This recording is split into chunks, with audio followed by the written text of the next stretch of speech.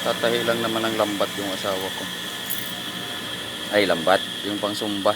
Na ano, pang double pag nagsusumba. Pag nagsusumba daw, magsuot lang ng bra, panty. Ito yung pang double, ang ibabaw. Para hindi mainit sa katawan. Ay, ito yung pinaka t-shirt, pang patong sa ibabaw. Yung shirt,